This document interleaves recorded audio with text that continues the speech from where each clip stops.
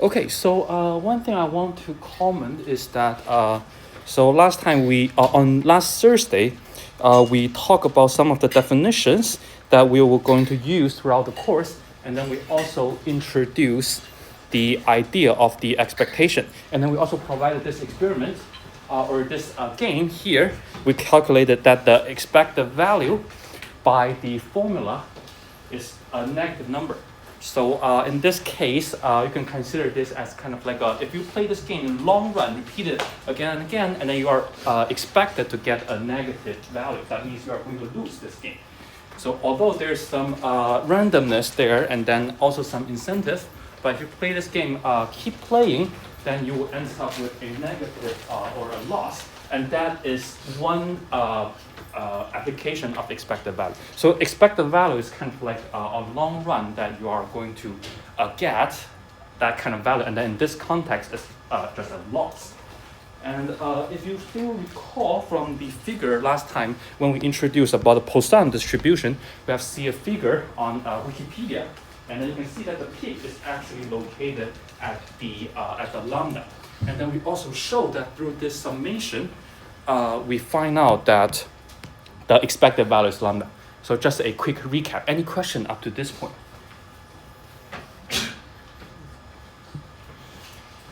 Okay, if not, then today we're going to talk more about moments, where the first moment is referring to the expected value, and then we are also going to introduce some more distributions. And yeah, so basically in this course, we are going to talk about, I'm going to provide you multiple distributions. So for example, we have seen the uniform distribution and also the Poisson distribution. And yeah, so I'm going to provide you more distribution that is used to describe some random behavior of the world or some phenomena in the world. So yeah, and then throughout that, providing you the list, I'm also going to introduce some statistical concepts. Okay, so today I first want to talk about a new distribution, which is called exponential distribution. Okay, so for this exponential distribution,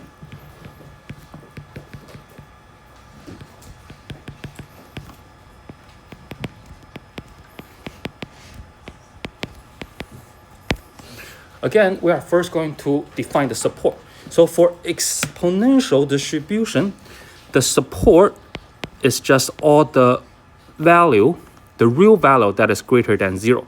So similar to the Poisson distribution, its support is also all the positive or non-negative integer.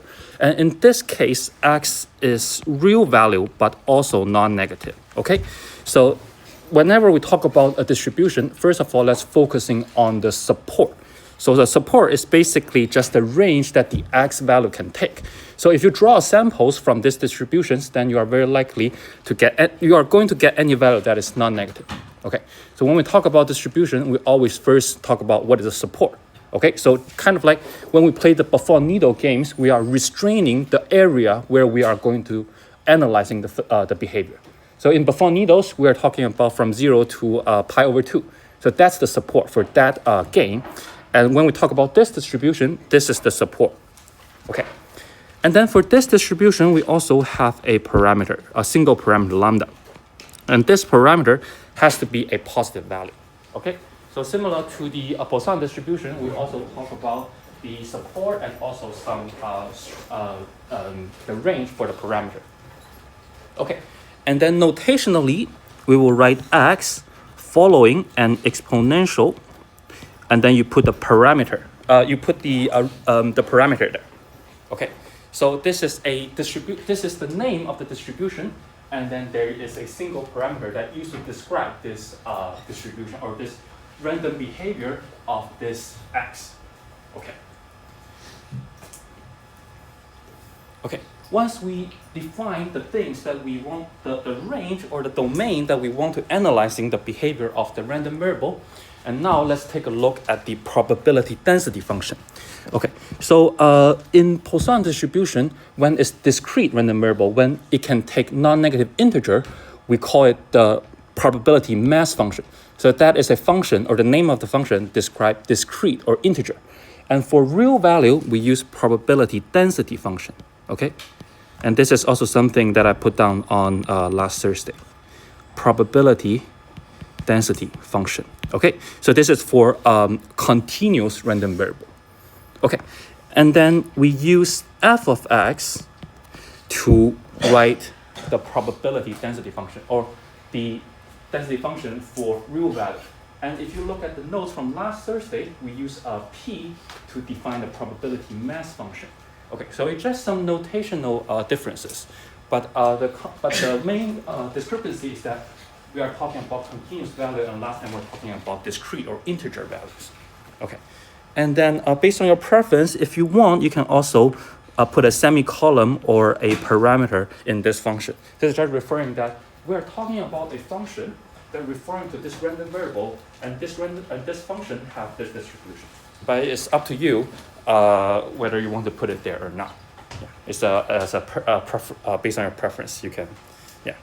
So maybe let me put the lambda here. Okay. Okay. Now let's introduce the density function for a exponential distribution, which is the parameter multiplied by the exponential of lambda x. Okay, so this is the probability density function for an exponential family, for an exponential distribution. And then, just as a side note, the exponential distribution is a very there's a thing called exponential family. So there are lots of, I would say, there are many machine learning models, or if you look at like a recent advance in machine learning or deep learning, everyone is essentially using an exponential family. And then this exponential distribution also fall into this category. So the exponential family is a very broad and very useful a family of distributions that people use in deep learning or machine learning. Okay, just as a side note. Yeah. Okay. Any question or comments up to this point? Yeah. This might be a bit early to ask, but why are we multiplying by negative lambda times x? Just like saying it. That's a good question. Referring to why it look like that is, I can only say it's like when people invented them, they come out with this form that. So basically, is that they want to describe this behavior that have a decreasing tail. So the exponential of the negative thing can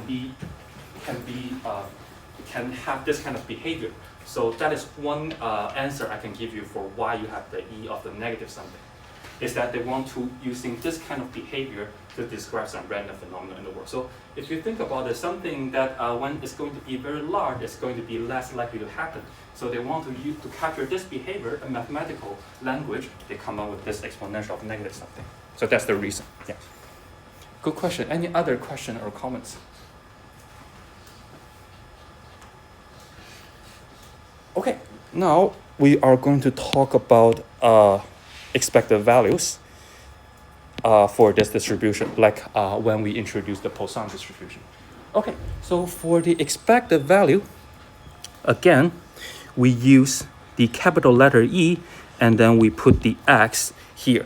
And can someone remind me what is the definition for the expected value from last Thursday for discrete random variable? From your notes on last Thursday. Yes. The long-term average. Yeah, the formula. X1 times the probability of when the random variable equals x1, so on and so forth. Yeah. Do you agree with that? Okay, good. So for thanks. Yeah. So for discrete random variables, we have all these. We have to sum for all the x, and then that realization that all the value that x can take multiplied by the probability mass function. So this is what we introduce for the discrete case, right? Do you agree with that? Any question or? Okay, so that's for a discrete case. But today we are going to talk about a random variable that has a real value. So what are we going to do now for all the formulas that we using summation to calculate. Yes? Make it integral. Make it integral, right? Yeah. So the differences between discrete and continuous case is that for all the operations that for discrete, we use summation. That's what we did on last Thursday.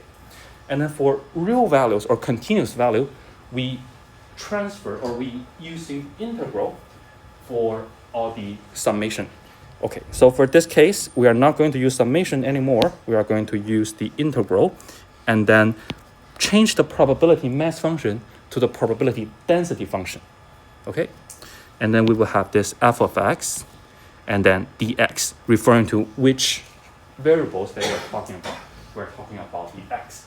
So the summation that we used from last Thursday is for discrete case, and then now when we're talking about continuous case, we use integral. Okay. Yeah, but essentially it's the same idea. When you use the realization multiplied by its corresponding weights, sum them together. And integral is just sum of the infinite term. Yeah. Can you explain again the difference between this equation and what we learned last week? Yeah, of course. Yeah. So last time we mentioned that we are talking about the discrete case, right? So everything that we operate, the operations we use is all summation because we're summing all the integers. And then here, also back to the definition, is that we are using the corresponding value multiplied by its probability, by its mass, and then sum all over the x. So in this one, if you want, you can also use summation xi multiplied by of p of xi. So everything is the summation, yeah. Because you can count, each of them are one integer, and then you can use summation to operate on these values, okay. And then when we talk about the real values, the only thing we need to do is that we are not doing summation, just doing integral. But the idea is the same thing. We are accumulating or summing over lots of the terms. So the idea is the same. It's just mathematical language. We use integral instead of summation. Yeah. Good question. Yeah. Any other question or comments? Yeah. Yes. What are the bounds for the integral? Depending on the bound for the random variable. So in this case, what do you think based on this x? What should be the bound? So 0 to infinity? Yes. Yeah. So depending on the support. So if we are working on a support that is x greater than 0, 0 to infinity. When we're talking about, in the future lecture, we'll talk about normal distribution, t distribution, chi-square t distribution, or some other distribution. They are referring to negative infinity to positive infinity. So first of all, we confine the range for the random variable we're talking about. When we evaluate all these quantities, when we put down on the integral, we put down 0 to infinity, or the corresponding range. Okay. Does that answer your question? Yeah, good question. Thanks. Yes? So just to clarify, probability density function is only for continuous? Sorry, can you say that again? Probability density function is for continuous, and probability mass is for discrete. Yes. Yeah. So let me bring back the notes from last Thursday. Here. Yeah. So probability mass function for discrete random variable. So x can take like an integer or natural number. And then for probability density function, we use, we're referring to continuous random variable. Yeah. And then here we use p for the probability mass function. Notationally or conventionally, we use p. And then we use f for the density function. Yeah. Yes? Can I just like verbalize? Can you speak? Can I just like tell you what I'm understanding of the output? Sure. Yeah, go ahead. So for the negative game, there's only the two outcomes where that can use $1 and 50 cents. So it's a discrete random variable, but there's only two of them, so we take the summation of both. And then in this case, there's infinite outcomes to where you see Yeah. So if you're rolling a dice, there are 6 outcomes. Then your summation should sum over 6 terms, right? If you are rolling I don't know if this exists, 17-sided dice, then you have to sum over 17 terms, right?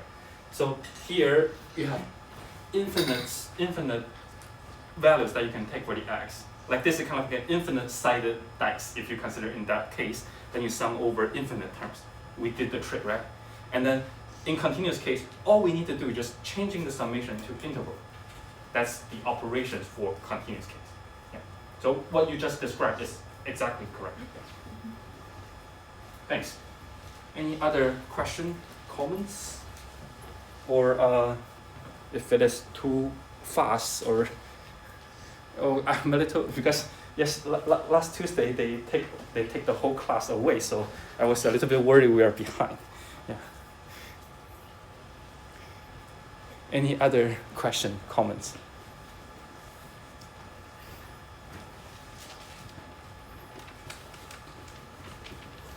Yes. So is it just like the number of entries that are guaranteed to have a probability greater than 0? Yes, all the probability must be greater than 0, and then the sum of all the things. I think I also, let me check, if I have, yeah. So the sum of all the elements is corresponding probability must be equal to 1. Sum over them equal to 1. Like you have a 1/2 probability of landing on tail, 1/2 probability of landing on head. That's 2 outcomes, and then each of them the probability has to be greater than 0, less than 1, of course, and then sum over them must be equal to 1. Is that for both discrete and continuous? Yes, for a continuous case, just slightly different. You need to evaluate the probability with integral instead of one number. So you cannot say what is the probability for a continuous random variable equal to 3. It's just what is the probability of a random variable between 0 and 3. Yeah. But for discrete case, you can say the probability of landing on tail is equal to 1/2. That's the thing for the discrete case. Yeah. Mm-hmm. What would happen if like x is greater than 0, like it can't be 0? How would you write out? What do you mean by x greater than 0 or cannot be 0? Like for this example, you said x can be 0, right? But what if it doesn't? For this case, it doesn't matter. So greater than 0 or greater than 0 and greater and equal to 0 there's no difference, because equal to 0 also has the density of, also have a probability nothing, 0. So in the continuous case, the equal sign does not matter too much. It doesn't make a difference. Yeah, that's a good question.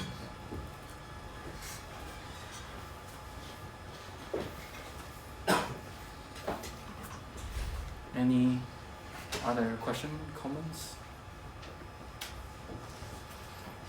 Okay, so just a quick recap before we talk about do the computation. Is that so far we have seen two type of random variables. One is discrete, one is continuous. For a discrete random variable, we introduced the Poisson distribution, and then we calculate the expected value. That's what we did on last Thursday. Today or here, I'm going to talk about continuous random variable. We introduced exponential distribution. And now I'm going to talk about how to calculate the expected. So just a quick recap. So I've shown you continuous and discrete case. Two distributions under following corresponding branches, and then calculating expected value.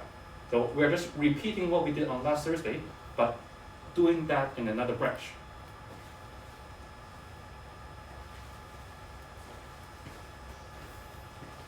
Any other question, comments?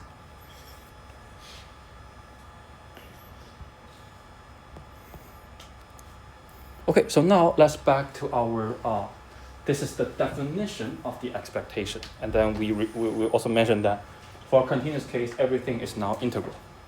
Okay, so now let's talk about the expected value for our new distribution, exponential distribution. So first of all, what is the range or the support for the x? The one someone just asked. So what is the range for the integral here? 0 to infinity, right? So to calculate that, let's write down, we're talking about x ranging from 0 to infinity. Okay? So that depending on the support. So support is greater than 0, so 0 to infinity. Okay. We put down the x and then multiply by its probability density function, the one that we write down on the top. So we have lambda e raised to the negative lambda x dx. Okay. So again, this is exactly the same for a discrete case. The only difference is that we are now evaluating integral instead of summation. Yes? So every time we try to calculate for the exponential, we have to use integration by parts for lambda. That's my next question. So when you're looking at this expression, how should you solve this integral? The answer is integration by part. Yes, I'm just going to ask that. Yeah. So when you're looking at this formula, also I think on Tuesday you have seen a question that from the other department was asking, how do you handling this kind of things? So thanks for the question. For this case, when you have an x here, when you have another x in the term inside the integral, one option that you can use is integration by part. And I hope that this can be a quick recap of the integration by part, and then I'm going to use that to calculate that. Yeah, but the answer is yes, using integration by part. Yeah. And the reason is that when we have 2x, when we want to integrate, so one option you can use is integration by part. Yeah. Yes. Also, just a quick question: can we break up the exponential for the exponential of negative lambda x? So we can take out the exponential of lambda and take it out of the integral because those two are constants, or no? Can you repeat again? I was wondering if we can break up the exponential into two terms. So we have negative lambda and e of x. I don't think so. So one trick, one rule for e of a multiplied by e of b, what does that equal to? A plus b, right? So here we have a product, so we cannot do the opposite. So we cannot break this product off there. Does that answer your question? Yeah. So e of a multiplied by e of b is e of a plus b. But what we have here is e of a multiplied by b. So we cannot break that. That answer your question? Yeah. Yes. So this is also something we use on last Thursday. We have used that.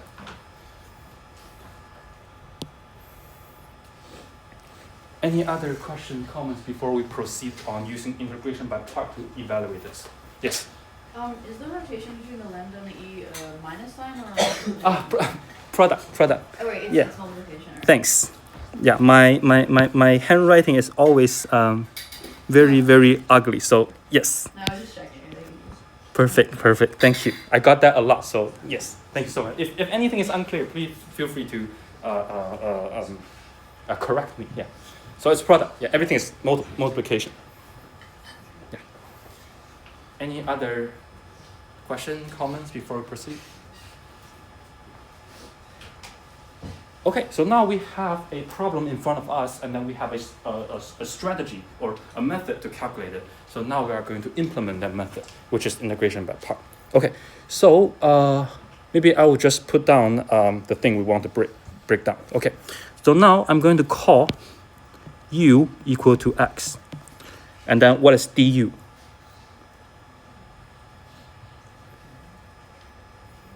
Du is just dx, right? Okay, and then the remaining thing are the dv. So dv here is the remaining part. So it's the lambda e of negative lambda x dx. Okay, and what is the v here? Yes. Negative e to the power of negative lambda x. Do you agree with that? Okay, so one way to see that is that you can taking the derivative of this with respect to x, and do you get this one back? So if you can get this one back, then the integral of dv is equal to this. Yeah. Does that make? Okay, so first of all, here, maybe let me put down some more notes. We're doing integration by part. This is what you see on Tuesday in that math assessment thing. Okay, integration by parts. Okay, and the reason we need to use this is because our original problem involving x on multiple terms. So one option is to use integration by part. And then by using this method, we need to set up the things using the formula, which is u dv equal to u multiplied by v minus v du. So this is the integration by part formula. Okay, so now what we are going to do is just we are going to connecting the terms to each of the formula, each of the terms in this formula. Okay, so what we connect is that I'm going to let u equal to x, which is this one. dv will be the remaining term. Okay, we also need u and v, and also v and du. So du is, so u is equal to x, du is dx. Okay, we have the dv, we also need the v, we just take the integral of that, we get this one here. So the way to check whether you have a correct v or not is to do these things up in the opposite direction. Okay, so what I mean is that if you want to check dv dx is that the of this thing that we come up with. So now we're just checking whether we get the correct v or not. Okay, so if you take the derivative of that with respect to x, you will first have a negative lambda in the front and then e negative lambda x. This ends up to lambda e negative lambda x. So you will get the dv back. Okay, so that means the v that you were just saying is correct. Okay, does that make sense or too fast? Or this is just exactly the thing that you use on Tuesday on the assessment. Oh, good, perfect.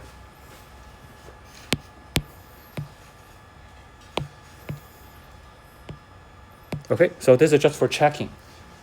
So this is the u and dv that we extract from the formula. Then we come up with the du and the v. What we are doing here is just we want to verify whether the v we get is correct or not. You can verify by doing the opposite direction. And then you see that this is equal to that, or you can put a dx in the end if you want. And then that kind of verifies the v that you get is correct.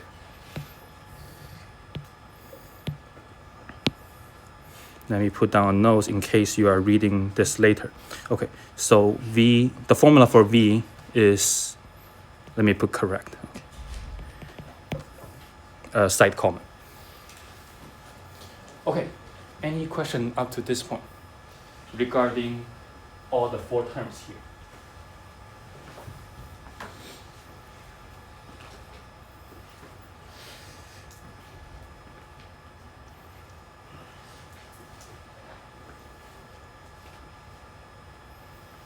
Okay, next let's complete our integration by part, the formulas.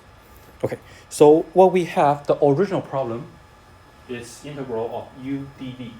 So now the first thing is that we need uv. So let's come back to here. Continue on the expected value of x.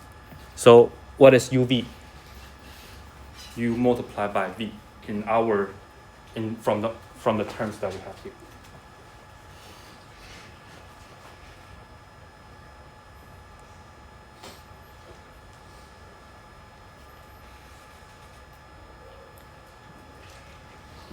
Okay, so let me just quick recap is that here, this is the original problem, the expected value that we want to calculate.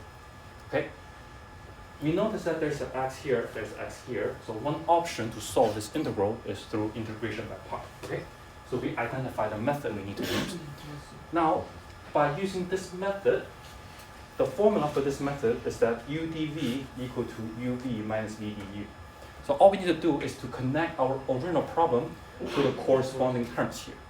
So what we did here is that we're connecting u to x, dv is the remaining term. That means if we set u equal to x, du is dx, and then v is this one here. And we also just verified, so the v that we get is correct. So the next step here is that we are going to bring the corresponding terms back to the right-hand side. And that is the formula of integration by part to solve the problem here. Okay, so now we need the u and the v. So by our decomposition, u is equal to x, v is equal to that. So the first term that we get here is u multiplied by v. Okay, so u is x, okay?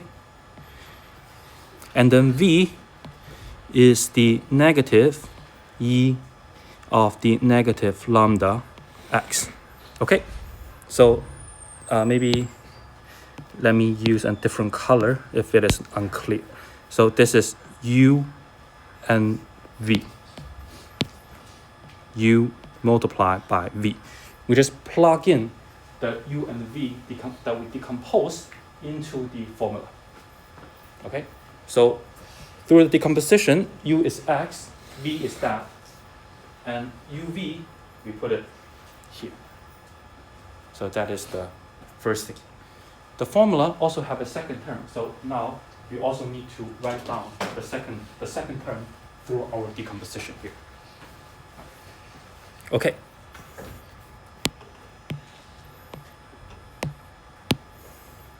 So now what is the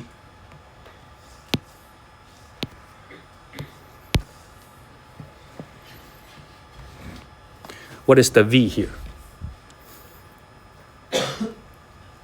Yes. No need to wait for me. Yeah, you can just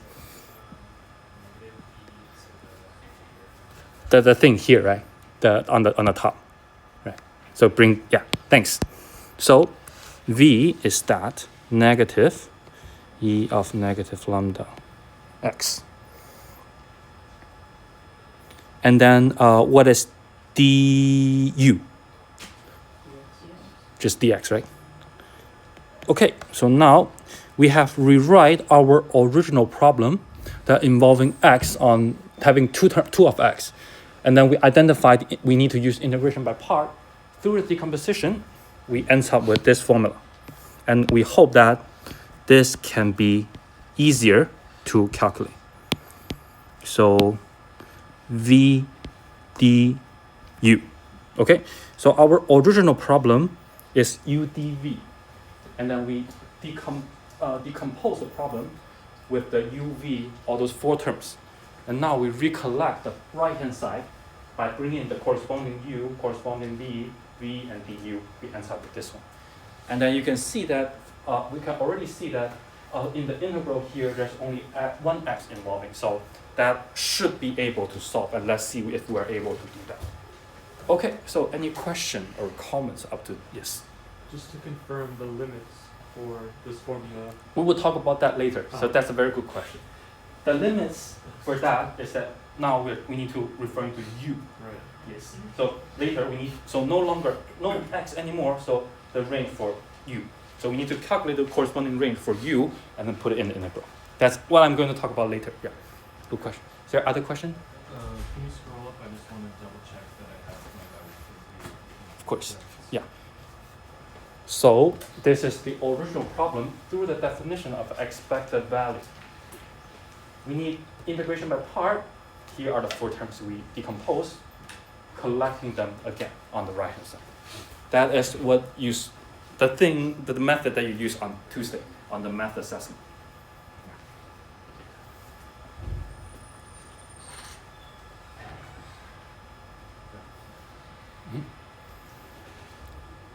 Any question, comments? Or any of the terms or notation is unclear?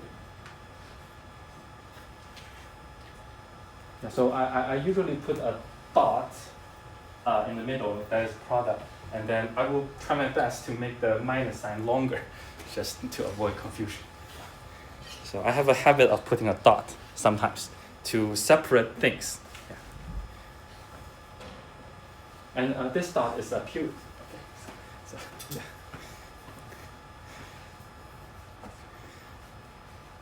Any other question or comments? Okay. Now let's see. So the next thing we need to work on is just the integral, because the uv is already like a fixed term. all we need to do is just get the expression for the integral. So that is what we're going to do next.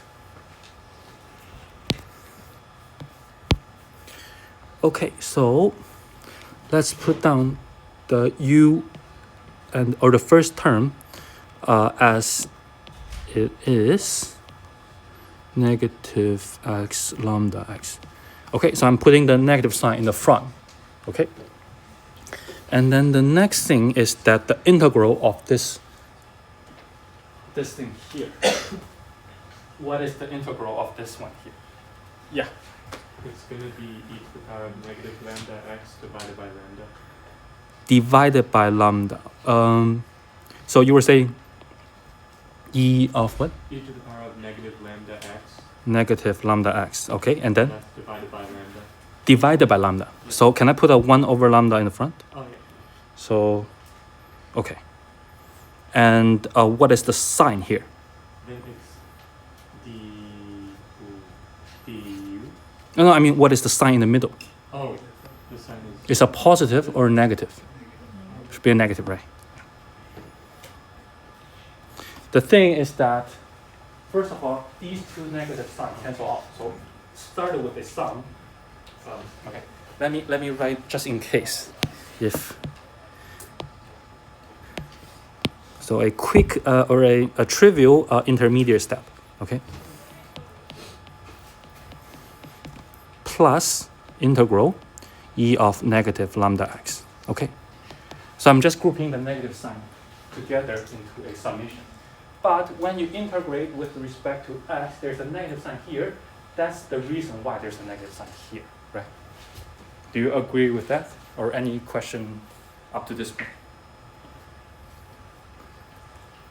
So from the v minus v du, we have a minus and then that negative sign.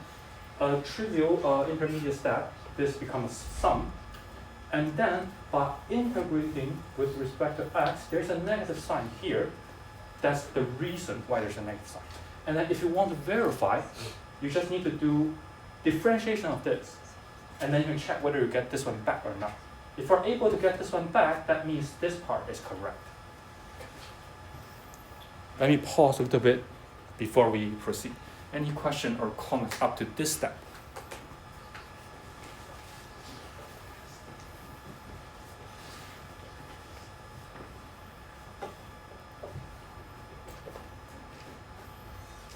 All good? Perfect. Okay.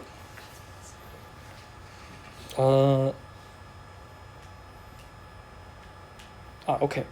So next, we need to evaluate this thing. So right now, everything is involving x, and then we still need to involving the range for all the x's. So let me put a bracket here. And now we are changing the problem back to x. So no more u and v here. But later you will see an example that we will transfer the domain to u. But right now the domain is back to x. Okay. So what is the range that we need to evaluate this for x? Again, 0 to infinity, right? So for clarity, let me put down x from 0, x to infinity. Okay. So we have this formulation by solving integral. So no more integrals, but we still need to evaluate through this range to complete our final calculation. Okay. So that is what we have. Okay. So whenever we are evaluating the integral for these ranges, one thing that I usually do is that I would add another intermediate step by writing it as a fraction. Okay, so I would write this as negative x as the numerator, and then e raised to the power of negative lambda, I will write e to the lambda multiplied by x. Do you agree? The question? So you're doing that to set up for the limit of L'Hopital's? That's I'm going to do next. Let me finish this one first, okay? So okay. Back to this step. So for me, when I evaluating this integral or to this range, one thing that I would do is that rewriting the thing that we have in the fraction form. Okay. So the first thing is that the first term is that negative x on the numerator. E raised to the power of negative lambda x becomes positive e to the positive lambda x, but in the denominator. Okay. So this is something that I think is very, well, to me, I think it's very useful to write it as a fraction form before we evaluate that. And the corresponding fraction is this one for the first term. Any question up to, yes? Sorry, why are the bounds of evaluation now including the u times v? Because, that's a good question, because what we have is the integral of the whole thing, so we still need to evaluate the whole thing. All we write down is just the u and we write in the formula. But when we evaluating the terms, we still need to evaluate for everything. So uv also included. Okay. Does that answer? Yeah. So yeah. So make sure to evaluate the whole thing, not only just the integral part, but also the whole thing. Yeah.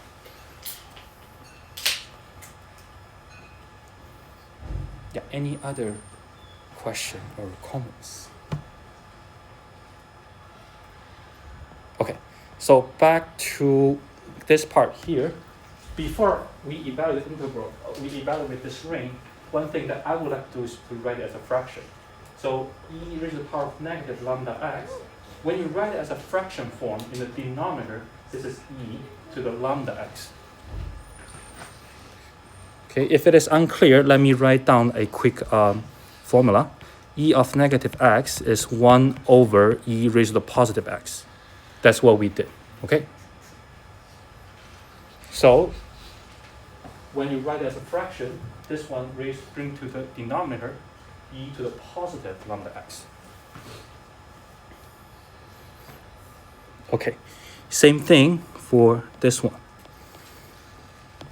So, but if this is too easy for you, then you don't need to write it. But for me, I usually like to write it as a fraction. Okay, and then still evaluating from 0 to infinity. Any question up to this point?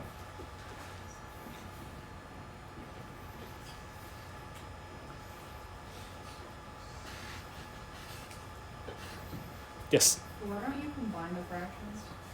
That's a good question. Yes, once you see them together, you can bring. Yeah. So there are lots of ways, but there's one thing I want to show. That's the one reason why I don't combine them together. Yeah. So if you have other ways, feel free to do the same. So it will end up with the same answer. Yeah.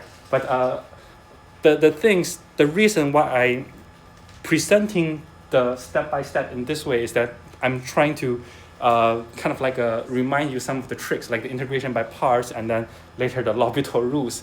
And that's the reason why I write it in this way. But if you have like a simplified, you can speed up. Definitely feel free to do so. Yeah, good question. Yeah, this is more for educational purpose rather than competition. Yeah, or trying to speed up the answer. Yeah. Good question. Any other question or comments? Okay. So now we end up with this one. We need to evaluating from 0 to infinity. And now let's take a look when we when bringing the infinity to the form to the values here. Okay. So when we plug in x equal to infinity first, let's take a look at the first term here. What problem will we encounter here? What are some potential problems? So we plug in infinity here. We will have a infinity over infinity case, right? That is something that is not doable. So one way to solve this problem, or this problem that we encounter, is to take the L'Hopital rule. Okay. So anyone still remember how to, or what is the L'Hopital rule? Take the Can you speak up? You take the derivative for the numerator and denominator separately. And the denominator, right? Yeah. So separately, and then you evaluate the limit there. Do you, does that, yeah. So we are going to use the L'Hopital rule. Okay.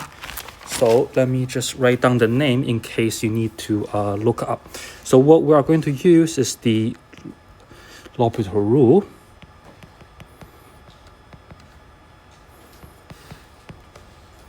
L'Hopital rule, okay? So this is the thing we're going to use. And the idea is that whenever you run into a problem that is a limit of infinity over infinity or 0 over 0, you need to use the L'Hopital rule. And the idea is that when you have a fraction, you take the derivative of the numerator and derivative of the denominator, and then you do the plug-in, okay? So now, let's use the L'Hopital rule. So this is to handle infinity over infinity. So that's a problem that you cannot do it. So the idea is that, or the trick is to use the L'Hopital rule. Okay, so now for the first term, for the numerator, taking derivative with respect to x, what do we get? For the numerator.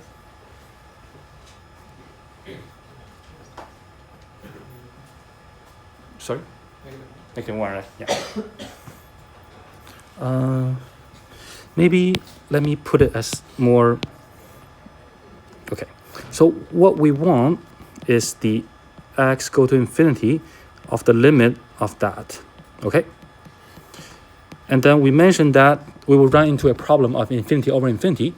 So we are going to use the L'Hopital rule. The L'Hopital rule is to take the differentiation or derivative of the numerator and denominator individually.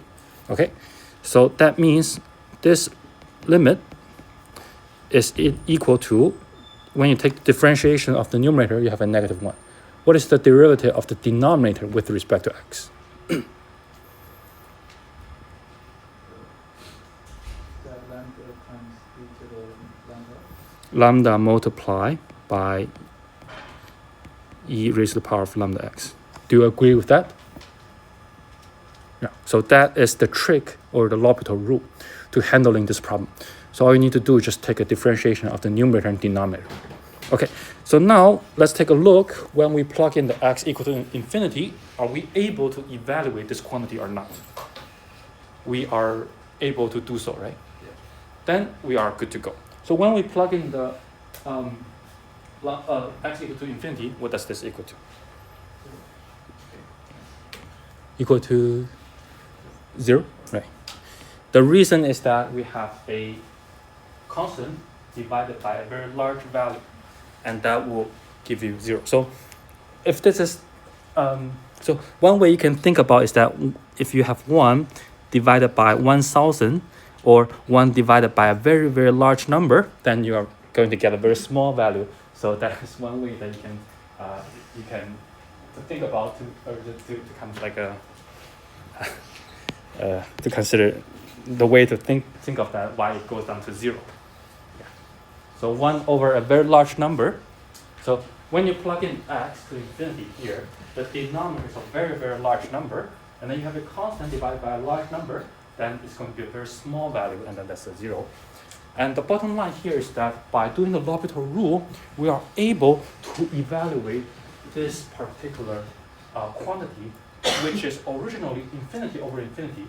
That's a problematic. We are not able to compare or to calculate that value. So we're using the L'Hopital rule. After we apply the L'Hopital rule, we end up with this one. We can get the final answer. And that is the reason or the things we are doing here. Any question up to this one? Okay, so that is the L'Hopital rule, and now let me continue the equal sign from our problem here. Okay, so plug in the infinity, we have a 0 minus, okay, now I also need to evaluate the second term by plugging x into infinity. What does the second term equal to? To what? 0, right? So 1 over a large number. So we don't no longer need the L'Hopital rule or some other tricks. So we can directly get that number, right? Minus 0. Okay, so that is the quantity for the bracket when we plug in x equal to infinity. Now we also need to calculate the bracket evaluated at x equal to 0 and then do the subtraction. Okay, now plug in x equal to 0. What does the first term in the bracket equal to? 0, right? So the idea here is that when you plug in 0, numerator goes to 0, denominator goes to 1, right? Yeah, 0 over 1, so a 0. Okay, when you plug in the 0 to the second term in the bracket, what does that equal to? Yeah. 1 over lambda? 1 over lambda, right? So the reason is that when you plug in 0 to here, this is e raised to the power of 0. That's a 1. So the whole thing goes to 1. 1 multiplied by 1 over lambda, you have 1 over lambda remain. Okay, so now we can conclude our original problem. Expect the value for a exponential distribution equal to 1 over lambda. Okay, so that answers our question, yeah. So all these quantities are things that you can describe of a random behavior. For example, in the coin, in that game, where the coin flipping and then we have the 1.50 cents, that game, we see the negative value is 0.25. So these are some quantities that we can use to say on average we are going to lose like a $0.25. So here for this random variable, the expected value is that you can consider that on average we are going to get a value that is 1 over lambda. Okay, so just like some quantity to describe your random variable, your behavior. Yeah, question? On the test, do we expect it to write out what it tells us? Can you speak up? On a test, do we need to write out what it tells us, or can we just say that the bottom is answer? Sorry, can you say that again? I mean, for the detail part, you were saying something you need to write or not? Yeah, do we have to write out like what the tells us like that, or if we just like identify that something that x is given to x? Oh, if as long as you can provide the answer, then you can just yeah. But it's good to be detailed, to write down what you use, what you did. Otherwise, you can't come up with the answer. Yeah. So either way, you need to write down the reasoning why you get the final answer. As long as you write it clearly, yeah, then that's good. Yeah, and also, like there are multiple ways to solve the same problem. What I'm doing here is just for what do you call that? Pedagogical, or for teaching, for presenting the tricks that I'm using. Yeah. But if you have other ways, then feel free to do so.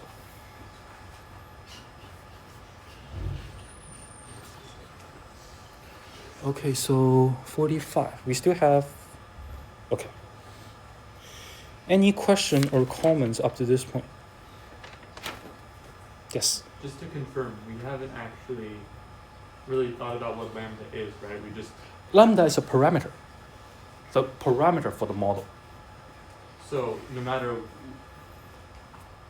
what x value we put in, it should lambda is a separate variable, and it will always the expected value will always be 1 over lambda, or Yes, lambda yeah. adjusted x. No, so x is the random variable. So x Right. is kind of like the dice, the face Right. value, 1 to 6. Oh, X, that's x, right? Lambda is kind of like how you come up with this random mechanism, like 1 over 6 is kind of like the parameter of a dice. So the dice has a parameter of 1 over 6 for a what do you call it? Unbiased dice. Yeah. So a coin have a parameter of 0.5. So 0.5 is the parameter of a coin. The coin has a random behavior, but the coin kind of like internal characteristic, right? 0.5 is the characteristic of a coin. When you flip a coin, you will get 0 and 1. You will not get a 0.5, right? Yeah. So yeah, that's a good question, and yeah, that's a good also. I didn't think about. Yeah, so you can think of it like 0.5 is the parameter of a coin. Then lambda is a parameter of this random mechanism. Okay, so that is one way to think about it. Yeah. And then if you put a coin like 0.3, that could also be a parameter of a coin. Then you just have more chance of getting the one assigned to 0.7, right? So you can change the parameter of a coin or a dice to make it unbiased or unfair dice or unfair coin.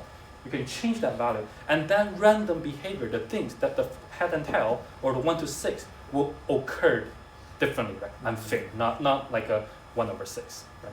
So this is kind of like a parameter to describe a random mechanism, like 0.5 of a coin or even 0.1 of getting a tail, getting a head. That's also a parameter of a coin, possible. So that's one way to think about it. Yeah. Thank you. I never think of a better explanation for it.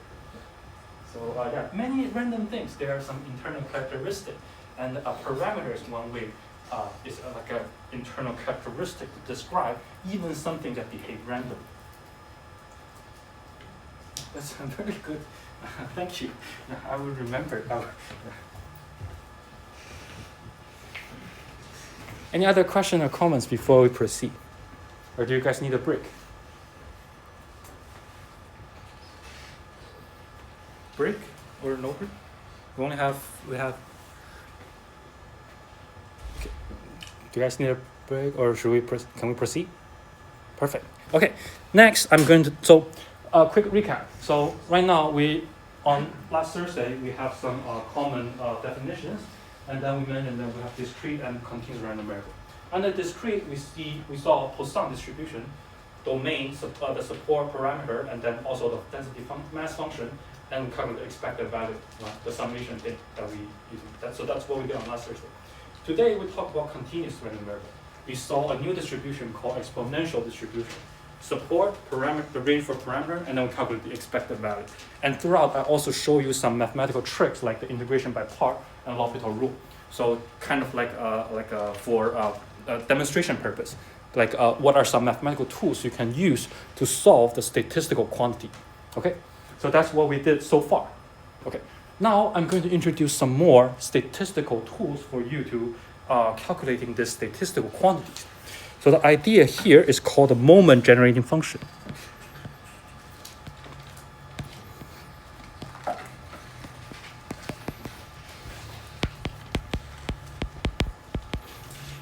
Okay, so as the name presents, this is a function, and its purpose is to generate the moments.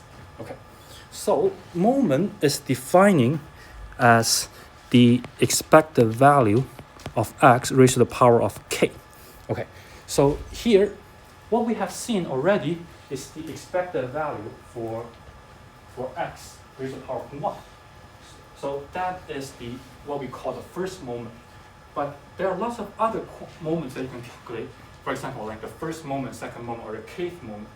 So the moment generating function is a function that can help you to generate all those moments. So one thing we have seen is to generate in the first moment. And next, I'm going to providing you a tool or this function that you can use it to generate any arbitrary kth moment. And then these moments can help you to calculate some other important statistical quantities. Yeah, questions? Sorry, what? Moment is just this one. This is kth moment. Yeah, so expected value is just the first moment. So this is called the kth moment. Expected value is just the first moment. Yeah, but you can also calculate different other moments. Yeah. So if you have a moment generating function, later I will show you how you can use it, and then you can directly get those expectations. So what we did today is that we use integration by part and L'Hopital rule to get the first moment for an exponential distribution. Now, so after this one, you can see that you can use the moment generating function to generate arbitrary moments for the Poisson distribution random variables. Yeah. So here is the kth moment, and you can set k equal to 1, then you will get the expected value that we just did. Yeah. So moment is just referring to the expected value of x raised to the power of k. when k equal to 1 is the expected value that we just did. Yeah. But there can be other higher moments. Yeah. That is very helpful in some calculations. So we are going to talk about moment generated function. You just, instead of doing, so the reason is that sometimes the integral can be very difficult, like you don't need, you need to use integration by part, or maybe cannot solve it very easily. If you have the moment generated function of a random variable, then you can directly use this to get the 1 over lambda that we did. You don't need to go through the integration by part. So next I'm going to provide you the tool, MGF. So this is called MGF. I'll put it here, MGF. If you have this function for that random variable, then you can directly calculate the moments. Okay, so that is the purpose for this function.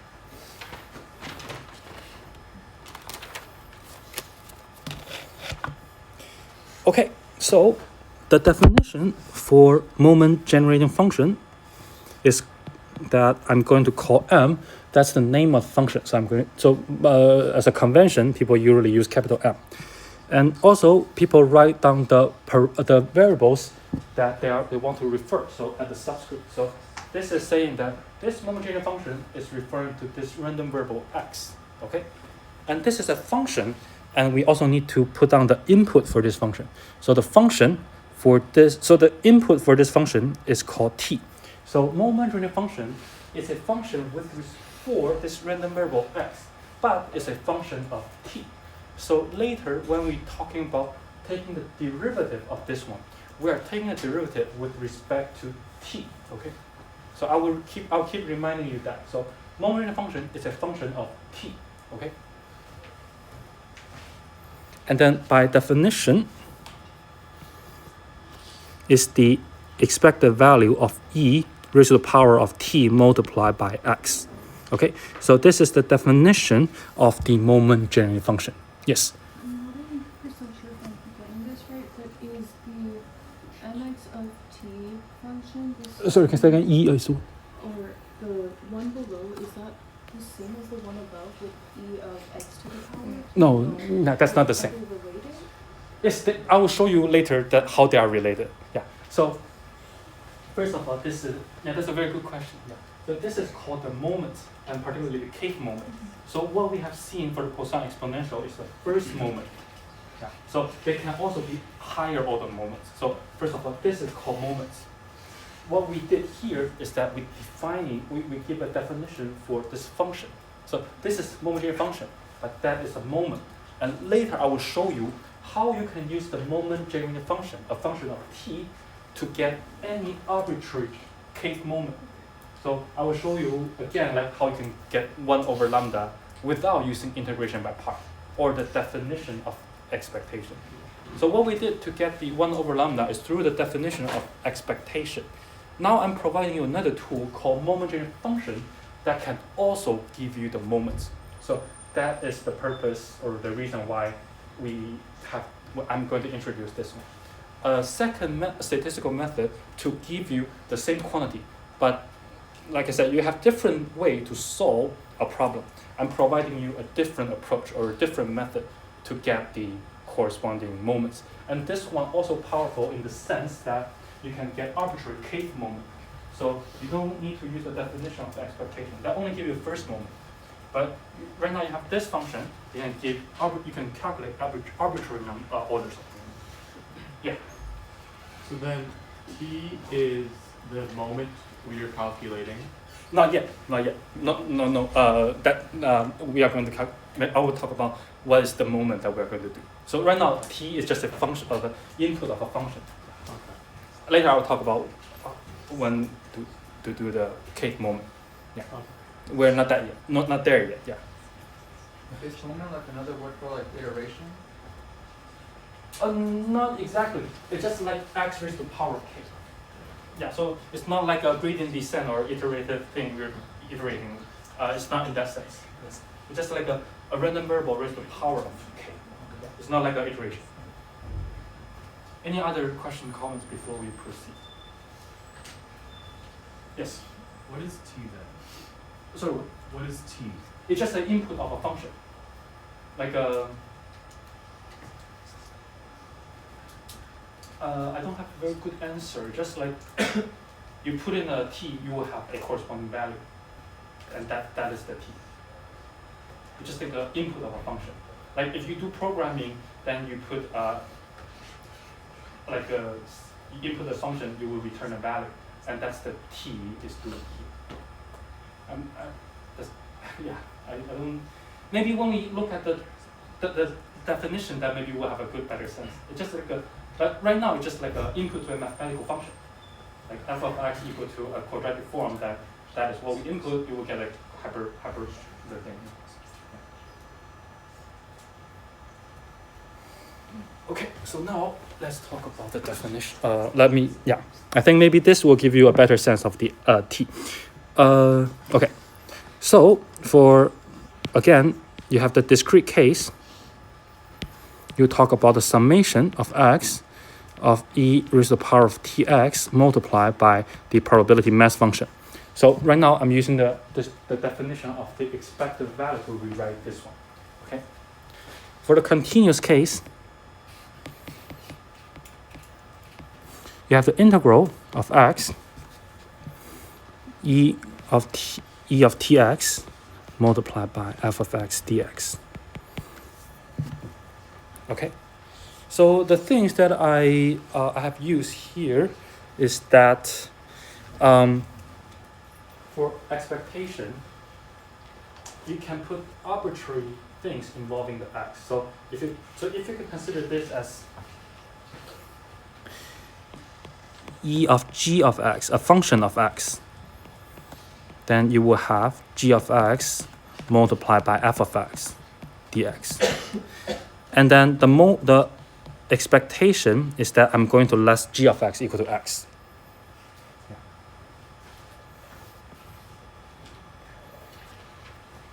So what we have done so far, calculating expected value, we are calculating the expected value of a function of a random variable. What we have is that we just use the g of x equal to x. We input the x, return an x, and that is what we have done so far. But we can generalize it to any arbitrary function of x. So if I put g of x, some arbitrary form of function of x, you can input the x and then output g of x, and then the expected value also applies. You will have the integral of g of x, the density function.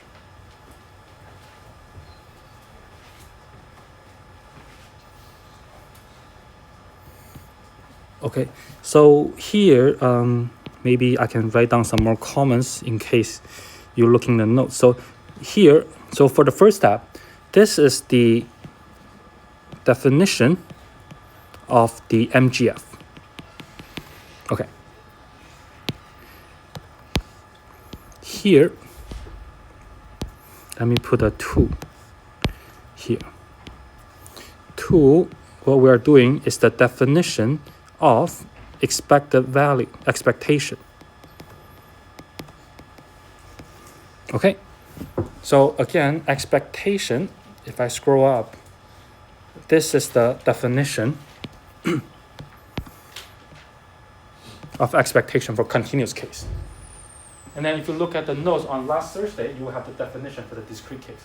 So this is the definition of the expected value, okay? So that's the 2 that we see down here.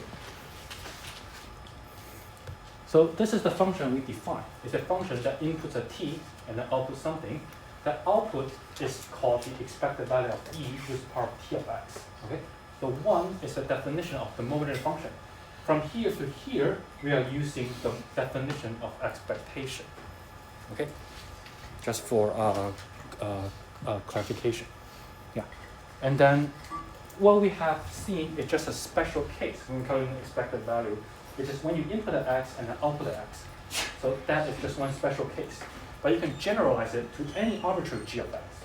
In this case, our g of x is the e raised to the power of tx. That's the output of function. The function input an x, output e of tx. Okay? Any question? Yes?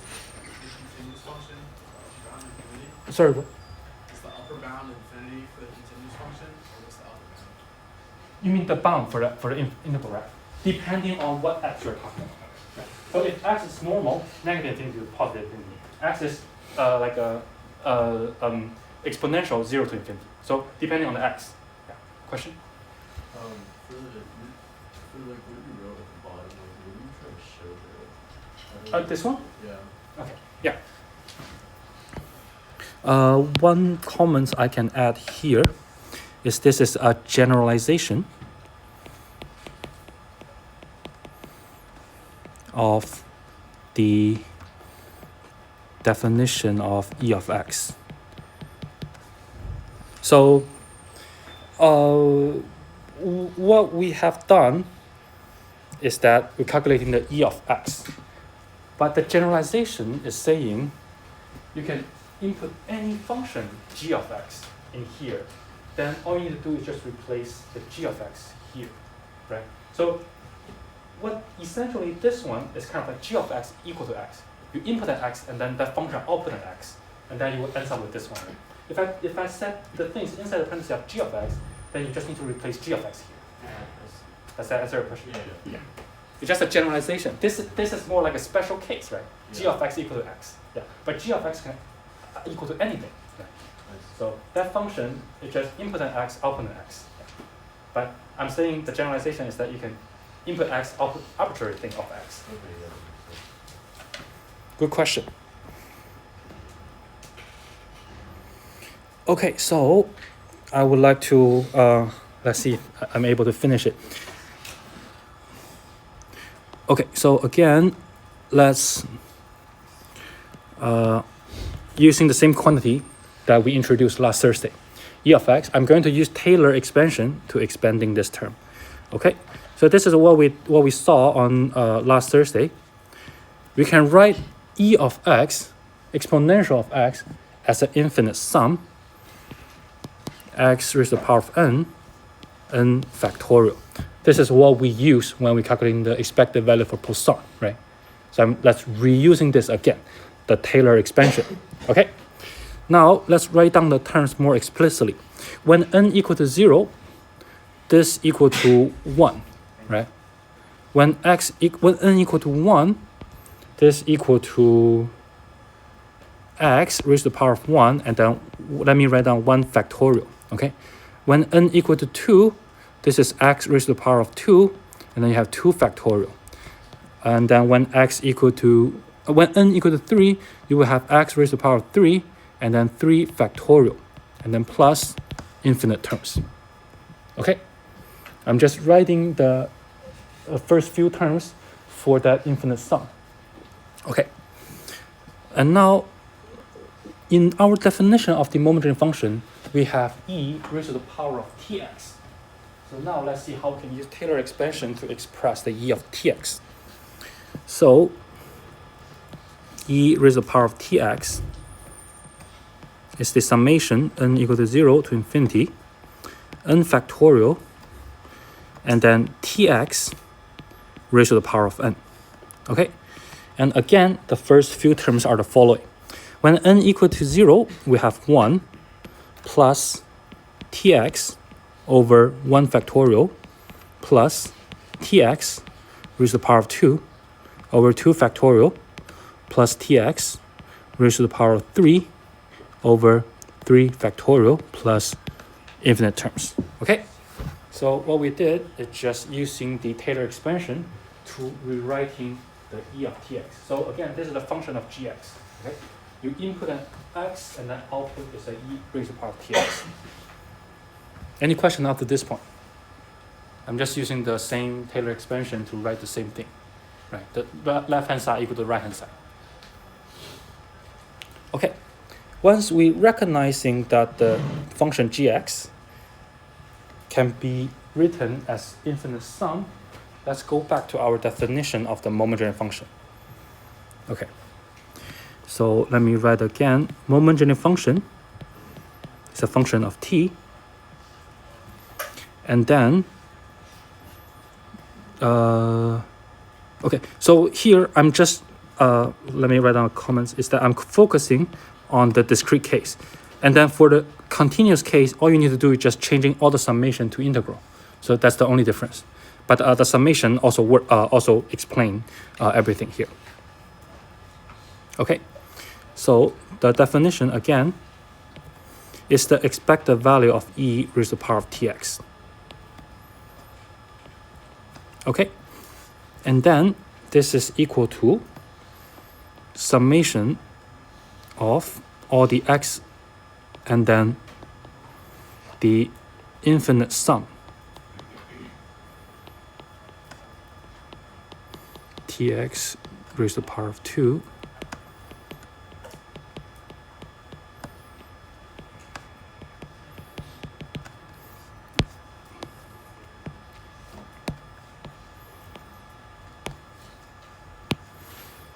okay, multiplied by its weights. Okay, so from here to here, again, I'm using the definition of the momentary function.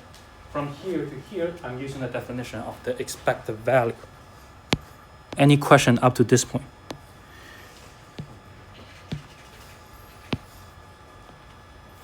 So this is definition 1, this is definition 2. Okay, all I did is just I'm writing the e of tx as the infinite sum. So in this square bracket, we have infinite terms.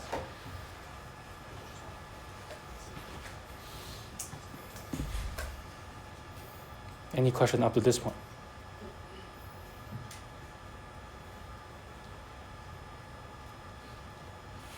Yes. Just a general question, what are the 1 and 2 circles below the definitions below the equal signs? You mean what are the 1 and 2? Yeah. Oh yeah, it's just here. Oh, okay. Yeah, so here to here, I'm using the definition of momentary function. Here to here, I'm using the definition of expectation. Yeah. So the only trick that I'm doing so far is that I'm writing the e of tx as an infinite sum. Yeah. But using all the definition that the 2 is what we have seen. Yeah. Yes. I'm a bit confused as to the starting point for the summation Of the infinite sum? summation. Yeah. It's just x. Is it so? We don't say x equals 0. It fully depends on the function, or we just use it as x here. We don't use n anymore. What do you mean by that? Sorry. So do we? It's just x, right? It's not x equals 0 for the starting point for the summation. This is for arbitrary x. Arbitrary x. Yeah. So now all the index is talking about n.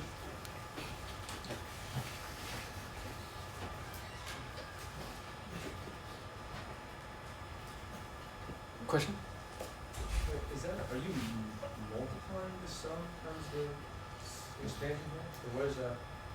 Oh yeah. So I'm saying the whole thing in the square bracket equal to e of tx. Do you agree with that? So first of all, this thing in the square bracket, which is the infinite sum, but inside the square bracket should be equal to e of tx, right? Yeah. The definition of the expectation of e of tx is the e of tx multiplied by probability mass function. So I'm using e of tx multiplied by p of x. Does that answer your question? Yeah, but so to the left of the sum, like another dot. Is that Oh, so the square bracket multiplied by p of x.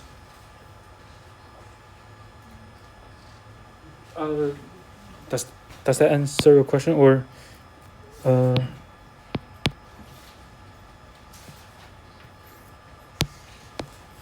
so here multiplying p of x, and then this whole thing here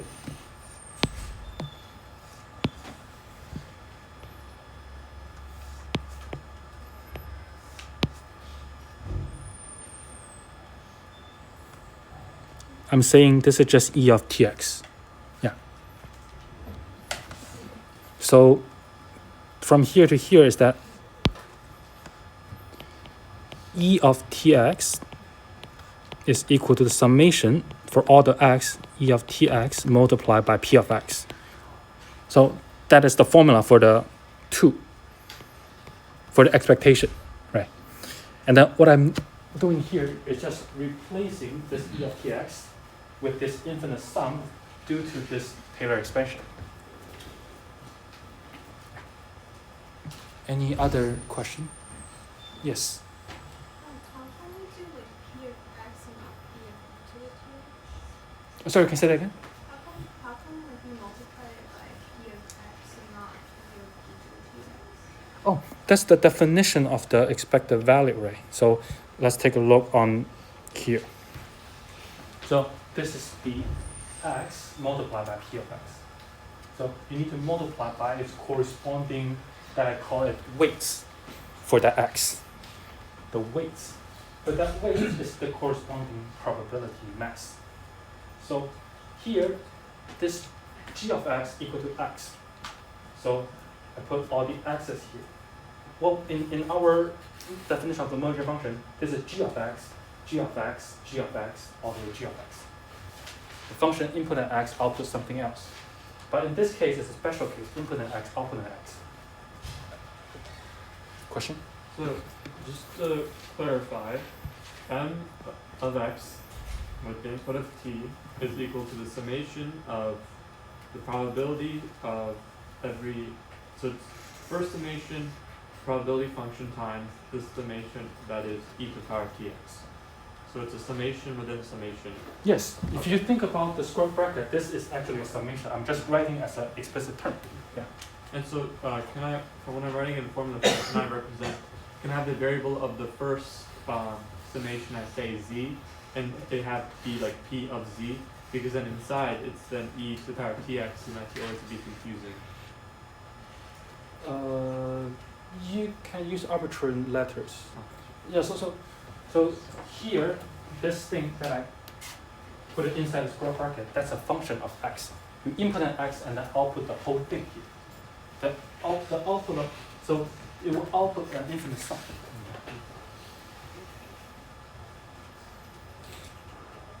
Yeah. So this is like a summation over x, and here is summation over n. So there are two summations. This summation over x multiplied by corresponding probability mass. This is summation of all the n terms, infinite terms. So yeah. So instead of writing two summation, all I write is just explicit terms. Okay, so now let's take a look. Continue. Have the summation of all the x. Now I'm going to distribute the probability mass to each of the terms in the infinite sum. Okay? So I will have 1 multiplied by p of x. So that's the p of x multiplied by the first term in the infinite sum. Okay? Summation of x multiplied by tx over 1 factorial multiplied by px plus summation of x tx raised to the power of 2 factorial px plus you have infinite summation of sum over x. Okay, one more comment is that if this doesn't make sense, don't worry about it. We are just going to use the ending result. But I hope I hope to provide more information. This is just how to derive how the intuition of a homogeneous function. But if this thing it doesn't make sense to you, then forget about it. This is just like a demonstration, like the definition. We are going to use the end result. Okay, so yeah, I will not going to test you on this part then. Yeah, question. Why are we distributing this? Later I will show you how does this connect into the moments. So right now we haven't seen anything yet, right? This is all just mathematical manipulations. But later you will see how does this one. I'm not even sure how you get that manipulation to distribute a summation. Sorry, what is it? Would it not just be one summation with 1 times p of x plus t of x over 1 factorial times p of x, etc.? Sorry, what do you mean? Why is there more? Like, would it not just be one summation and then in parentheses? Like, is what you are doing not just distributing the p of x into each term of the? Okay, so what I'm doing is that first of all I'm distributing this p of x to each of this term. Yeah. Right? Another thing is that I'm also distributing this one, the summation of x. Are you allowed to just do that? Because the tx thing is its own summation, it's like an infinite sum So for the Taylor series, and then we're splitting it up. so yeah, so this is e of tx, right? I write it as an infinite sum. Yeah. and then I can distribute because this is just like a plus b multiplied by c, so ac plus bc, right? One, two, three. Yeah. But this one is a summation indexing by x, and then for each of the thing that involving x, that having an operation involving the summation. Does that answer your question? Not quite. So this is a summation of n. Yeah. This is a summation of x. So, okay, so one thing you can see is that you can set x in 1, 2, and 3. You will see that when x equal to 1, you have an infinite sum multiplied by p of 1. When x equal to 2, you have the infinite sum. Okay, so let me write down explicitly. So summation x in 1, 2, and 3, you will have that infinite sum multiplied by p of x equal to 1 plus the summation. Okay.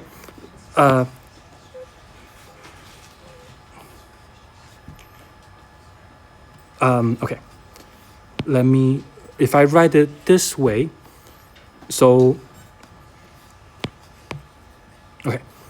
Summation from 1 to 3, 1 multiplied by p of x, plus the summation of x in 1, 2, 3, tx over 1 factorial p of x, plus the summation x in 1, 2, and 3, tx squared over 2 factorial p of x. And then I have infinite sum. So each of the tx squared 2 factorial, tx 3 raised to the power of 3 factorial, they all having the sum, they all need to involve in the summation of 1, 2, 3. Does that answer your question? So here, for this term, x can take 1, 2, and 3. Yeah. For this term, x can take 1, 2, and 3. For this term, x can take 1, 2, and 3. And that's the reason why you have x equal to 1, 2, and 3 for this term. X equal to 1, 2, and 3 only for this term. I get that, but where did the extra summation come from? What do you mean by extra summation? Each term has its own summation. Yeah, but here you also have the sum. Okay, maybe we can talk about this after class, but let me finish the definition first, okay?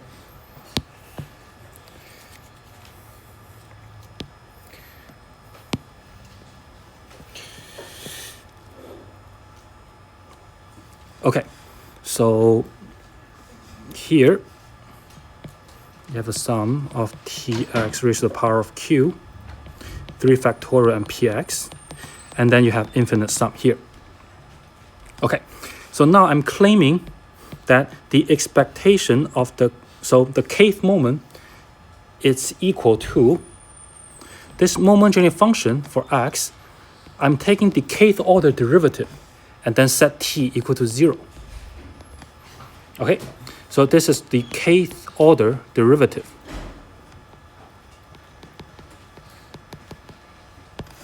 Okay, and also again, now I'm taking the derivative with respect to the input of this function. So the moment-generating function is a function of t. And now when you take the kth order moment, you're taking the derivative with respect to t. Okay? So now this function becomes a function of t. You input the t, you have this thing here. And then I'm saying that the kth moment is equal to the moment-generating function taking the kth order derivative and then set t equal to 2. So there are two actions here. First of all, you need to have a moment-generating function. That's a function of t. Okay? And the thing I'm claiming that is that if I want to get an arbitrary kth moment, all you need to do is two things. First thing, take kth order derivative. The second action is that take t equal to 0. And I don't think we have time today, but next lecture I will show you why is that doing so can give you the kth order moments. Yeah, but again, if this doesn't make sense to you, it's fine. I'm not going to test you on this. I just want to give you the intuition or how this makes sense, or the derivation of this one. But we're going to use the moment-generating function, so that is what we're going to use. Okay. One last thing. So there's the x used in p of x, and then there's also the x of p entire p of x. Yes. They're the exact same x. Yes. Okay.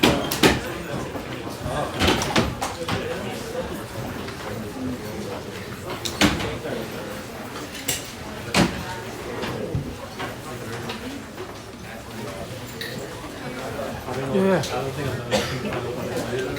I had a question.